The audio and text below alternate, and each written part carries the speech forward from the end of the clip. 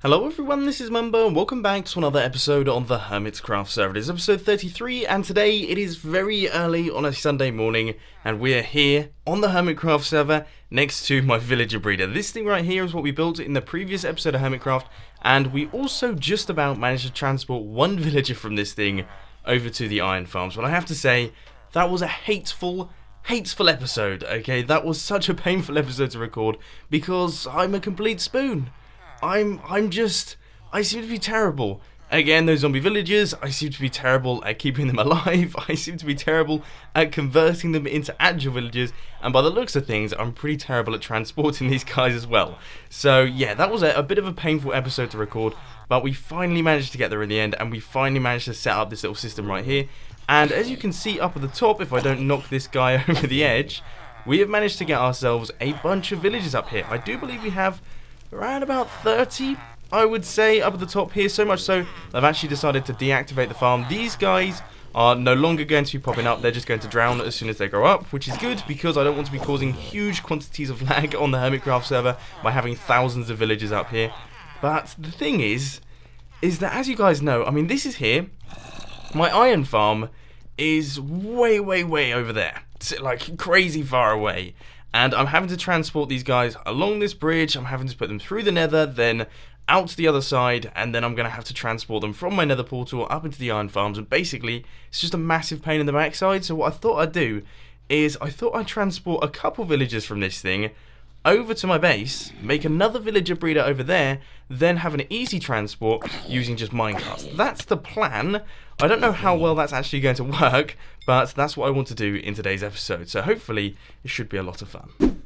The mob drop shop is making some seriously profitable gains. As you can see, we have sold out once again. So I'm quickly going to gather up some sand. I'm then going to come back with loads and loads of gunpowder, and I'm going to chuck some more gunpowder in here because we've sold out. I never saw that coming. Guys, you know I've always said that one side of this mob farm is more efficient than the other? Turns out that isn't the case. It turns out that actually one of my hoppers is clearly facing in the wrong direction, and I would say it is probably this one. So let's just quickly pick up the hopper. I'm going to have to sort of sift through a bunch of items here, and then we should actually fix up this thing, and all of the items should flow through, because by the look of things, this has been going on for quite some time. Yeah. All of these are backed up. All of these are backed up as well. Oh my word. I'm such a spoon. So after a bunch of smelting, resource gathering and all those sorts of things, I have managed to get all of the resources required to build our villager breeder.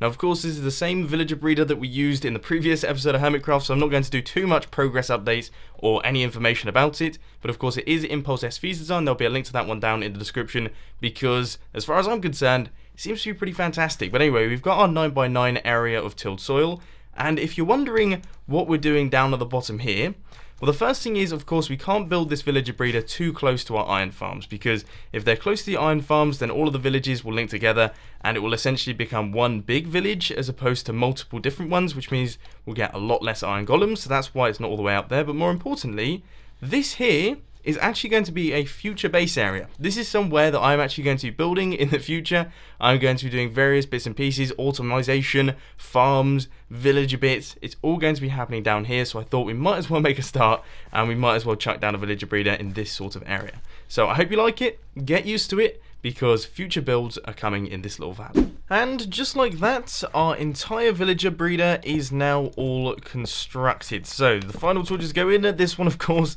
looks a little bit worse for wear than the original one that I built, because of course we had sea lanterns and things like that, but I decided to not go too fancy with this one because it's sort of a temporary build. It's one of those things that will be improved over time. But anyway, there is our villager tube. This is our farming area. Now all we have to do is we actually have to gather up the villagers from my other villager breeder, sort of bring them across here, then I guess transport them via boat all the way down from the base into this thing. And I've just thought, do you take full damage in boats? I can't remember if you do. I'm going to try this out in a creative world. I've got myself a boat and a rather big drop. Let's just sort of ride straight off the edge of this thing, and no, by the look of things, you don't take full damage. Hopefully entities don't as well. Yeah, I should probably try that too. I'm sure this isn't the right way of doing things, but unfortunately, Mr. Purple Villager, you have to go. I've picked up myself a blacksmith. Let's see what trade this dude's got. 17 coal for an emerald. I mean, I have loads of coal. That could actually come in handy. Let's see what this guy's got. Do we want to be killing this person? I should really take the trades of these guys. No, you're gonna have to go, mate. Okay, so the first villager has successfully made it over to the base, and now it is time to launch him off the edge of it and make his way down to the villager breeder. So this is the little plank that I've created, and hopefully we should just sort of fall and land in the correct location. This guy's fine. We've had a good little trip. Now we can just sort of make our way down. Hopefully this guy doesn't die or suffocate in any blocks. And we shall fall right next to this little thing. I wonder if we can actually make it onto it. Not quite. Villager number 2 is now on the way. We're going off the edge now, once again, flying through the sky in our boat. I find it really funny that you can ride these things on land. It's an excellent addition. I'm very happy, and also riding with a passenger is also quite good fun.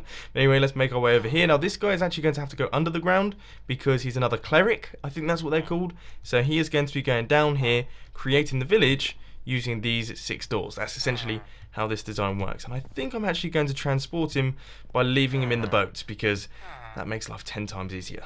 Finally, after killing off a large quantity of my breeded villagers, I have managed to get myself a brown coat. Now this guy is very important because of course he is the farmer. He needs to be in the farm creating the food for the other villagers so that they can be willing. Now this was all news to me the other day. I had no idea how villager breeding works, but it's actually really quite cool, and it makes quite a lot more sense than just the number of doors dictating how many villagers there are. Something very odd has happened. My villager in a boat is right here, but I can't see him. Oh, the boat's here. I can hear the villager. I guess we just sort of transport him along and hope that he's still in the boat. Alright, everything looks to be in place. So these two guys are doing some lovemaking, which is good. That's all good. It looks like they're about to make a baby, which is fantastic. So that is going to be our first little baby in this new villager breeder. Hopefully he will then make his way into our little water catchment chamber and then make his way up to the top. And that is where we are going to be picking up the villagers to take up to the iron farm. Now, the way that we're going to be doing this and transporting them is we're going to be using minecart rails because, of course, that seems like a much simpler way than pushing along with boats because that would be a massive pain in the backside. So we're going to be running a minecart track from this thing right here all the way up into that area right there. Now we're going to have one going into this iron farm, one going into this iron farm, and one going into this iron farm. We've got 30 villagers to move in total, so we've got quite a bit of work to do and quite a lot of minecart travel to do, but hopefully we should be able to get this done nice and quickly. Thankfully, I had tons and tons of powered rails from that time that I tried to do powered rails on the killing platform, but it didn't work, so I had to replace them all with hoppers, and I was really annoyed at the time because, of course, that was a massive waste of gold. But now I'm loving it. Look, we've done all of the powered rails. They go right the way down to the bottom.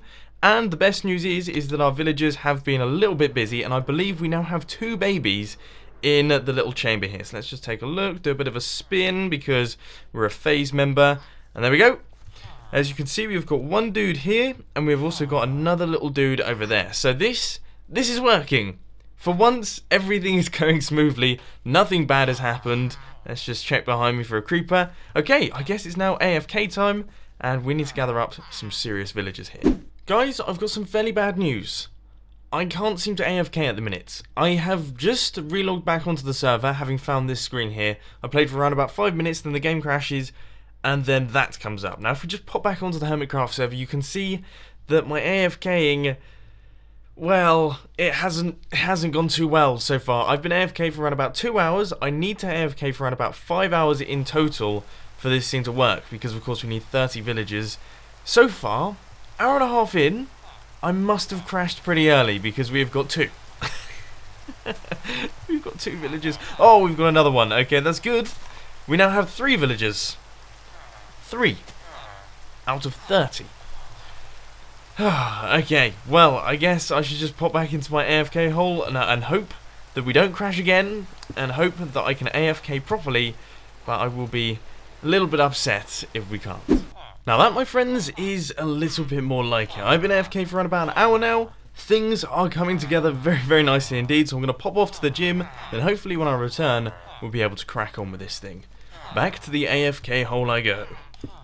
So I've just returned home, and by the look of things, the villager breeder is working like a charm. So we're going to hop in this minecart right here, we're going to take a ride right the way down to the bottom, and we're going to pick up one of these little fellas and drop him off in the iron farm. Now, as you can see, I don't know if you can quite tell, I've actually run this minecart rail up into the first chamber of our first iron farm. So this should be perfect. We should just be able to run them straight in, just drop them off, and then pick up another one. We need to get 10 in each one of these little fellas, and then we'll be good to go. Okay, so here goes, placing down the minecart. I'm going to hit the button right now, and...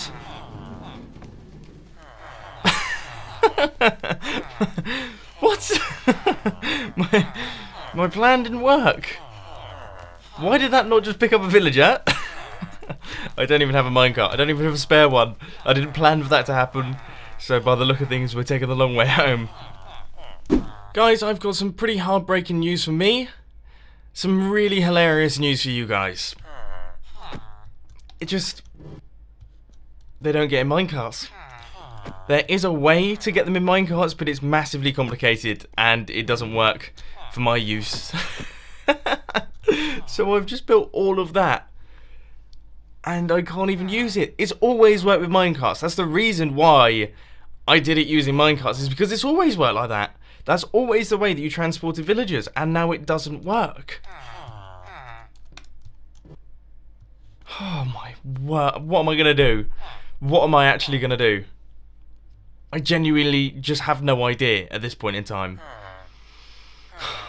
By the look of things, there is actually a solution to this one, and it comes in the form of redstone. Big thanks to Killer Dave for coming up with this design, because it is awesome. But anyway, as you can see right here, when we hit this button, one of the villagers is shot out, and then he makes his way off into the distance. And then if we just move him out over there, as you can see, when we press the button once again, another one comes out. And yeah, we have got ourselves a working system with minecarts. Phew, it looks like we might actually have a way of doing things, and all of my hard work wasn't completely wasted. So once again, huge thank you to KillerDave15. I'll put a link to your channel down in the description, because you, my friend, are a lifesaver. So here we go, all of the villagers are on the move. They are down in the little area, some of them are taking damage. Okay. That's very promising. That's a very good start. I'm now going to remove all of these scaffolding blocks, because the last thing that we want to happen is any mobs spawn up here and just completely destroy us. That would be pretty terrible. So let's just cover up this area with torches right here. But yes, all of the villagers are now in there.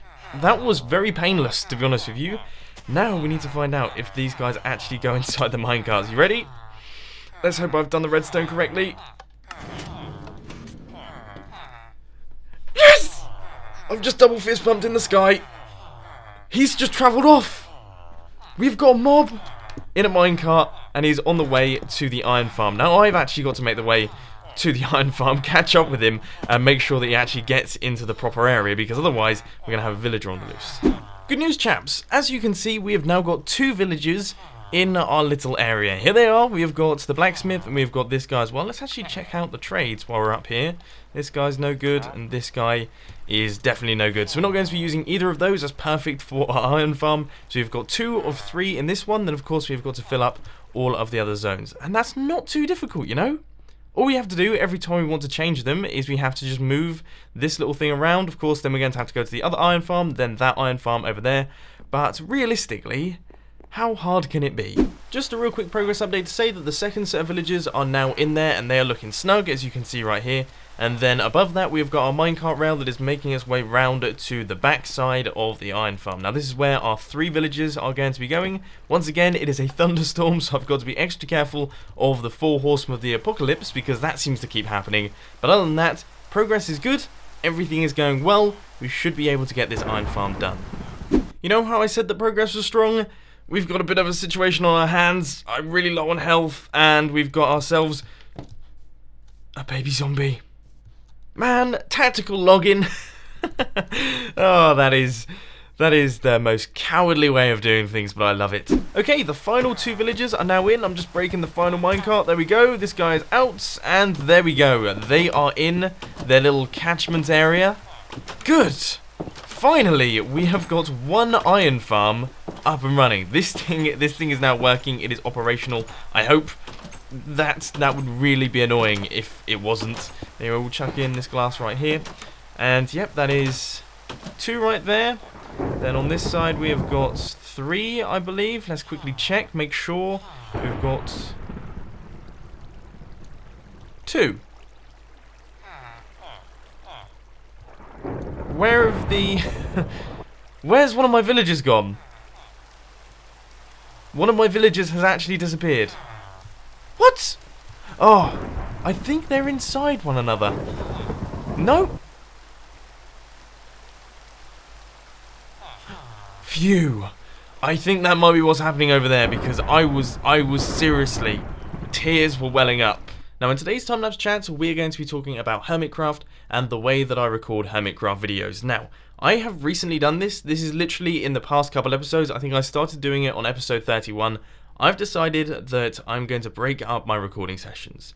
Now, it used to be, when I was recording Hermitcraft, I would record maybe 5 to 6 hours just in one long chunk, and then I would edit it all, and then I would upload it. That was basically the way that everything went. So I would record for 6 hours, then I would do all of the editing and upload them. Obviously, I'll do the editing and uploading at a separate time, but all of the recording was done all at once. Now, this sort of works. I mean, it makes planning out what you're going to record for the day very easy, because it's just like, Hermitcraft, done, that's it. But the thing is that of course by the end of the 6-hour recording session, my voice was getting a bit strained, my mind was getting a little bit tired.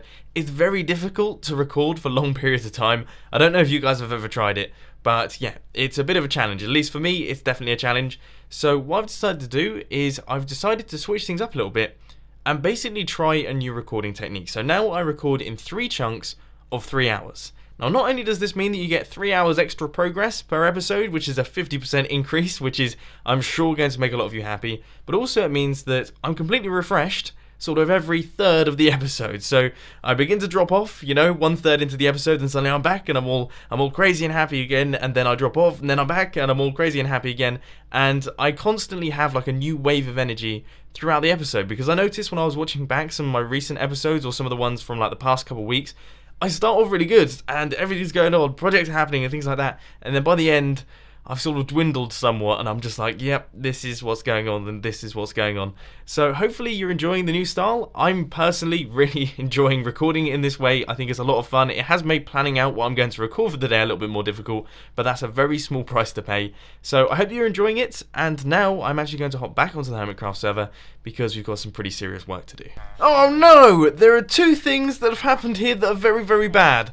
First off, I've just been blown up by a creeper, which isn't particularly brilliant, but thankfully my spawn is right next to where we exploded, so I suppose we can continue on there. But more importantly, my minecart system, it ain't working so hot anymore. It's really not working at all. I have tried to fix this thing, I have tried to work out a way around things, and it's not happening. So, yeah, I really, really don't know what to do, to be frankly honest with you. Okay, for what? I thought that was an iron golem. I got very excited then. It's actually false symmetry on the way down. But, yeah, I don't know what to do, guys. Seriously, we can't get the villagers from here up there. You can see there's a villager in a minecart. He's standing right there. We hit the button. He ain't moving. So, yeah. Bit of a bad time. I'm going to try my best to work around the redstone. I'm going to try and suss out the issue here, but I don't have the highest hopes right now. Maybe it's the creeper explosion, get my mood down. Okay guys, I've come up with a fairly unconventional solution to the problem that I've been having. I found out that if I break the block out the back, the villagers actually just come out the back. They just come out this way and they basically fall on the floor, which is why there's so many villagers around here. Now I've decided that I'm actually going to connect the back to the front. So as you can see right here, we have a sort of loop coming around like this and going up to the top there. I have no idea if this is going to work, but it makes sense, and I'm hoping, fingers crossed, that it does. So we've got a minecart in there already. We've got another one now. Let's just go down to the bottom here, hit this button.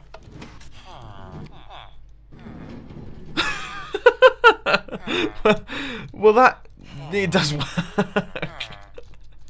That wasn't what I was expecting, to be honest with you. I did all of this, and it came out the front, and then somehow managed to connect up and just make its way. So that's good. Alright, let's hit the button again, see what happens this time. Oh, he's gone around the back. And I've just broken the design. I think this is just the most unpredictable... unpredictable thing in the history of all mankind. I have no idea what's going on here. And for the final time today, we're now removing the railway up to the iron farm, because this thing is now active. It should now be producing iron golems, which is fantastic. It's done. It's actually done. We've managed to do this one and this one in today's episode, and of course we are going to be doing this one in the next episode, as well as all of the killing platforms and all those sorts of things. That is all going to be coming soon, and I'm very, very excited for it. But I have to say, I am super chuffed that I've managed to do these things, and one thing that I just sort of want to address real quick, because I'm sure I'm going to see it down in the comment section. People are going to be asking me, why are you building an iron farm? There's an iron titan on the server. Why are you building an iron farm? It's completely pointless. Now, there's a number of reasons for this. I think I've briefly mentioned them in the Hermitcraft episodes. But reason number one is because I fancy producing my own iron. I didn't fancy paying the diamonds for the iron. That was just simply because I just fancied doing it myself and basically getting my own bits, which was my sort of idea there.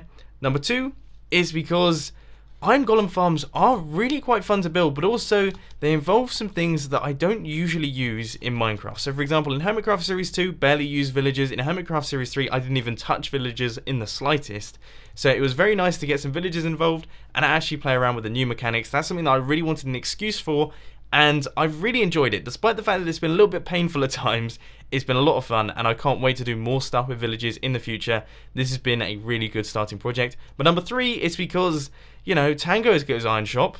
I think I might set up an iron shop and make it just a tiny bit cheaper and make a ton of diamonds, and also tell everyone on the server that my shop is better than his. Of course, that's all good fun. Before anyone says that I'm an awful human being and really disgusting to Tango, do not worry, okay? I'm sure he will be absolutely fine with it. He won't mind in the slightest. But anyway, unfortunately, ladies and gentlemen, that is all I've got time for today. I hope you enjoyed this video. If you did, please sure to hit that like button, and if you really loved it, then make sure to subscribe. But thanks for watching, guys. This has been Mambo, and I'm out. I'll see you later.